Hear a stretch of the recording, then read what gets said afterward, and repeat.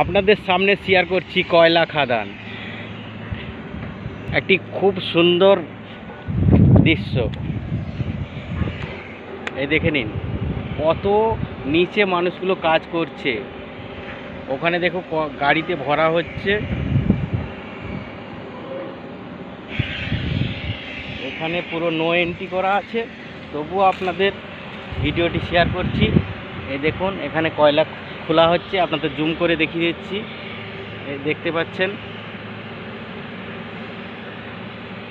একটি বিশাল বিশাল মাপের কয়লা খাদান, বিশাল আকৃতি নিয়েছে। ওই দাঁড়াচ্ছে